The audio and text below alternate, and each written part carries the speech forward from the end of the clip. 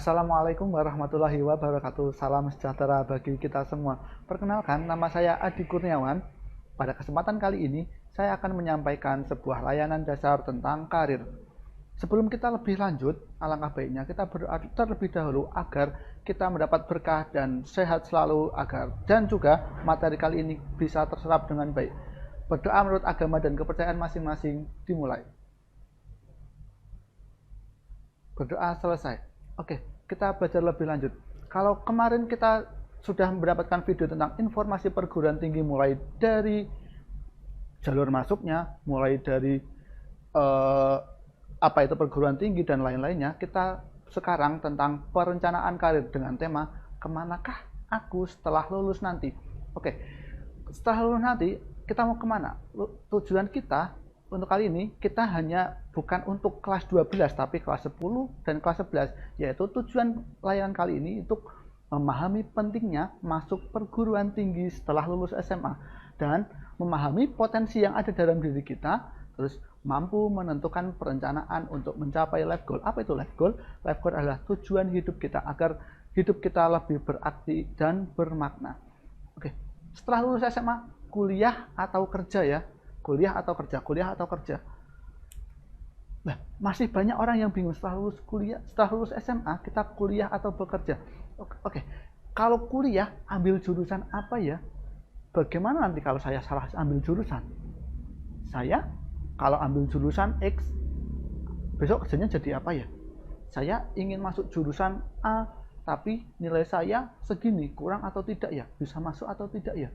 Terus kalau lulus SMA kita bekerja, lulus SMA mau kerja apa sih? Memangnya ada nggak sih perusahaan yang mau menerima lulusan SMA? Nah, kita masih bingung dengan berbagai macam kebingungan yang ada di dunia. Maka itu kita belajar tentang perencanaan karir agar kita bisa menentukan langkah yang seperti apa agar kita bisa mencapai tujuan yang benar-benar kita inginkan. Oke, kuliah. Alangkah baiknya kuliah. Kenapa kuliah? Penting nggak sih kuliah? Apa sih yang kita cari saat kuliah? Kita kuliah bukan hanya mencari satu lembar ijazah, melainkan masih ada banyak hal yang bisa kita dapatkan ketika kita kuliah. Yang pertama yaitu kita bisa mengolah pola pikir kita. Kita bisa memperluas ilmu pengetahuan kita. Kita bisa menjalani proses pendewasaan. Kita bisa mendapatkan banyak relasi, mempunyai banyak pengalaman yang luas, dan bisa mengasah skill kita. Oke. Jadi mengolah pola pikir itu kita bisa dapatkan ketika kita mengolah pola pikir ketika di perkuliahan, yaitu semakin luas ruang lingkup pergaulan kita, maka kita akan memiliki pola pikir yang semakin terbuka, semakin toleran, semakin kita bisa melihat dari sudut pandang yang berbeda-beda, karena pola pikir orang lain belum tentu sama dengan pola pikir kita. Karena ketika orang lain memikirkan A, kita mungkin memikirkan B. Orang lain memikirkan C, kita memikirkan D. Nggak pernah ketemu. Kalaupun ketemu, kita bisa saling tukar pendapat tentang suatu objek, tentang suatu hal. Bagaimana sih baiknya seperti itu. Yang kedua adalah memperluas wawasan dan ilmu pengetahuan.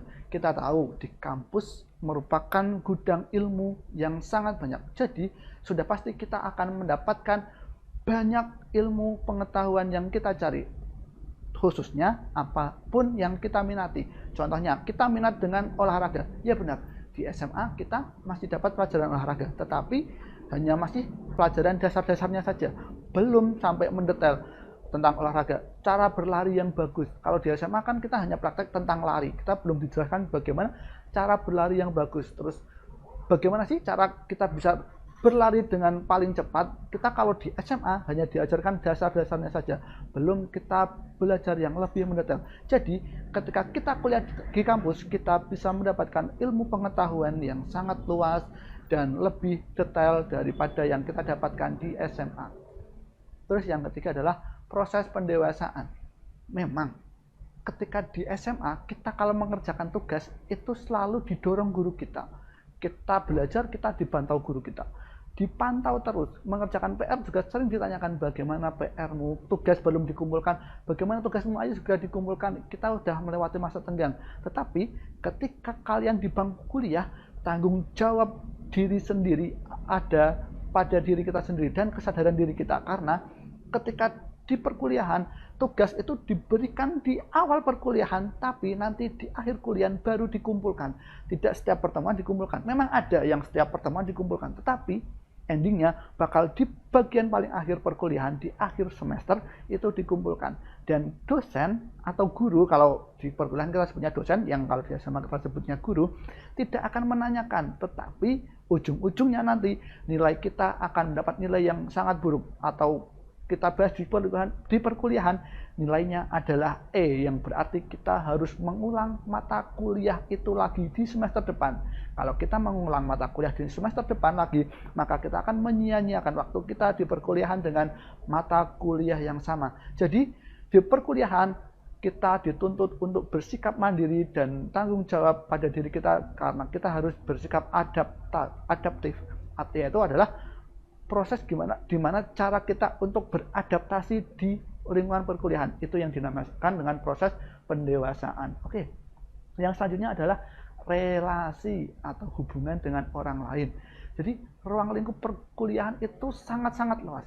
Kesempatan ini harus kita manfaatkan dengan baik-baik, karena untuk mencari relasi sebanyak-banyaknya. Kenapa sih kita perlu relasi? Relasi itu banyak memudahkan kita di dunia luar, di dunia berikutnya, di dunia kita ke depan. Contohnya masalah kita untuk mencari pekerjaan. Kalau ada yang bilang, enak ya bisa masuk situ karena orang dalam, itu bukan orang dalam, itu relasi kita. Karena relasi kita, teman pergaulan kita itu sudah tahu bagaimana kapasitas kita, bagaimana kemampuan kita. Jadi kita bisa lebih enak, lebih gampang untuk masuk di dunia pekerjaan yang kita inginkan, karena kita mempunyai banyak relasi. Terutama kalau kita ikut di organisasi di perkuliahan, kita tentu punya banyak teman yang di situ juga sama pola pikirnya, dan kita juga lebih dekat, anggap saja sebagai kekeluargaan di perkuliahan atau di dunia kampus. Disitulah kita mendapatkan banyak relasi, karena relasi memang sangat penting di dunia luar. Oke, pengalaman yang sangat luas, pengalaman memang sangat berharga, karena banyak dari orang itu mempunyai pengalaman yang berbeda-beda. Kita sering bertukar pengalaman dengan orang lain. Orang lain punya pengalaman A, kita punya pengalaman B. Kita tukarkan, kita saling sharingkan. Karena kalau kita menikmati pengalaman kita, kalau kita mencari pengalaman kita, pengalaman hidup, kita tidak mempunyai waktu yang cukup. Kita tidak punya umur yang cukup untuk menjelajahi satu persatu pengalaman. Maka dari itu diperlukan bertukar pengalaman dengan orang lain agar kita bisa mencicipi atau mengetahui, oh ternyata seperti itu pengalaman orang, dan kita bisa melakukan, kita bisa mengabaikan hal seperti itu. Karena kalau kita tahu pengalaman, misalnya pengalaman buruk orang lain, kita nggak mungkin kan menjajal untuk melakukannya. Kita cukup tahu, oh itu pengalaman yang sangat buruk bagi orang lain. Oke, jadi kalau seperti itu, kita tidak perlu melakukan pengalaman buruk itu. Makanya kita memerlukan pertukaran pikiran, pertukaran pengalaman dengan orang lain. Oke, yang selanjutnya adalah mengasah skill. Skill apa sih? Skill itu adalah kemampuan yang merupakan hal yang sangat penting dan dibutuhkan ketika menghadapi dunia kerja. Karena belum tentu orang yang mempunyai nilai yang sangat bagus, nilai yang sangat tinggi, itu mempunyai pengalaman yang dibutuhkan di dunia kerja. Contohnya, nilai matematika 90. Tapi kerjanya membuat puisi, itu tidak sinkron, tidak dibutuhkan nilai 90 untuk matematika untuk bekerja di sebuah pabrik puisi atau di sebuah karya puisi, di galeri puisi, tidak dibutuhkan. Karena kita memerlukan soft skill. Soft skill apa sih yang paling penting? Yang pertama adalah soft skill bagaimana cara kita berkomunikasi dengan orang lain. Kemampuan bagaimana cara kita mengatur waktu kita, kemampuan bagaimana cara kita untuk berhubungan dengan orang lain, itu sangat penting. Karena kita tidak mungkin hidup sendirian. Kita memerlukan orang lain untuk diri kita di kehidupan luar, di kehidupan selanjutnya. Karena manusia itu adalah makhluk sosial. Kenal nggak sih dengan dia? Siapa sih dia? Dia adalah seorang chef terkenal, profesional chef yang ada di Indonesia. Kita sebut namanya Chef Juna. Pasti orang banyak tahu dengan dan kenal dengan siapa itu Chef Juna. Chef Juna menjadi chef profesional itu karena keterpaksaan. Kok keterpaksaan? Bukannya dia menjadi seorang profesional, tapi kok terpaksa? Iya terpaksa, karena pada awalnya Chef Juna itu bercita-cita menjadi seorang pilot dan mengenyam atau menempuh pendidikan untuk mendapatkan lisensi pilot di negeri Amerika. Bayangkan, sekolah sampai Amerika, sekolah pilot sampai Amerika, tapi ujung-ujungnya tidak menjadi pilot, melainkan menjadi seorang chef profesional. Bagaimana sih ceritanya? Ceritanya itu karena pada suatu kejadian Chef Juna itu membutuhkan pekerjaan sampingan untuk survival, untuk bertahan hidup. Maka di saat itu Chef Juna bekerja part-time atau paruh waktu menjadi seorang dishwasher. Dishwasher itu apa sih? Dishwasher itu adalah tukang cuci piring. Bayangkan, sekolah pilot hanya untuk bertahan hidup, tapi bekerja sebagai tukang cuci piring. Sangat gak nyambung sekali. Tetapi karena di restoran itu, Chef Juna itu benar-benar berkembang, benar-benar tekun menghadapi tekanan juga, kuat menghadapi tekanannya, tekun untuk menjadi dishwasher itu. Akhirnya seorang chef, head chefnya atau kepala chefnya itu mengetahui ketekunan Chef Juna, maka saat itu Chef Juna diangkat sebagai asisten chef. Ketika menjadi asisten chef, disitulah Chef Juna mengembangkan kemampuannya, selalu belajar memasak, teknik memasak, bagaimana cara memasak yang baik dan benar. Maka pada saat itulah Chef Juna menjadi seorang profesional chef dan akhirnya membuka restoran chef, menjadi head chef di Indonesia. Dan di Indonesia pun mana ada sih orang yang nggak kenal dengan Chef Juna di dunia chef, di dunia restoran, di dunia kitchen. Pasti Chef Juna terkenal di sana, dan itu dikarenakan apa? Dikarenakan ketekunannya, kemampuannya benar-benar belajar penuh-penuh dan kesungguhannya. Memang kalau kita kenal Chef Juna itu chef yang sangat keras. Iya, itu karena berawal dari didikan. Didikan apa? Didikan pertama menjadi seorang pilot. Kita tahu, pilot itu yang diambil bukan pilotnya, tetapi bagaimana sih prosesnya, bagaimana sih cara mendidiknya, bagaimana sih didikannya yang diterapkan di dunia kitchen atau dunia dapur. Karena di dunia dapur sama panasnya dengan dunia pilot. Kenapa? Karena di dapur itu kita kalau attitude kita tidak bagus, attitude kita jelek, di dapur tidak akan berguna. Maka dari itu kita belajar boleh dimanapun, dan yang penting kita punya passion untuk di mana. Nah, berikut adalah klasifikasi baku lapangan kerja Indonesia atau kita sebut dengan KBLI. Di KBLI ini ada banyak kategori mulai dari A sampai U. Dengan kategori A mulai dari pertanian, kehutanan, perikanan, kategori B mulai dari pertambangan, penggalian, dan seterusnya. C juga industri dan lain-lain. Nah, di situ kita bisa menerapkan apa sih tujuan kita. Saya tuh pengen kerja di mana sih? Semisal saya pengen bekerja di kategori L atau real estate. Kalau kita pengen bekerja di kategori real estate, kita menempuh pendidikan, kita merencanakan karir kita untuk apa sih yang dibutuhkan menjadi seorang real estate yang bagus. Real estate itu apa sih? Kita harus mencari tahu semuanya. Oleh karena itu, memang sangat dibutuhkan. Tujuan utama saya tuh pengen jadi ini, saya pengen jadi guru kategori P. Nah, makanya itu kita belajar di pendidikan, di bagian guru. Kayak seperti itu. Nah, itulah klasifikasi baku lapangan kerja di Indonesia. Banyak orang yang belum tahu nanti saya kerjanya jadi apa ya.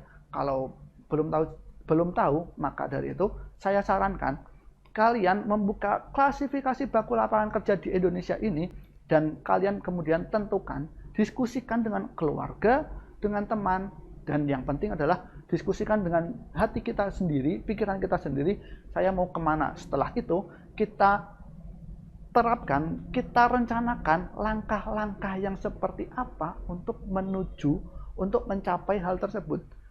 Contoh, pertanian. Di pertanian itu kita bukan sebagai seorang petani ya, tapi kita mengembangkan bagaimana sih agrikultur yang bagus, bagaimana sih pertanian yang bagus, sampai Indonesia bisa jadi lumbung pertanian, lumbung pangan negara, lumbung pangan nasional, lumbung pangan internasional, itu menjadi lebih bagus. Karena ketika nanti di perkuliahan kita belajar tentang contohnya agrikultur, pertanian, kita bukan dididik sebagai petani, melainkan sebagai pengembang ilmu pertanian.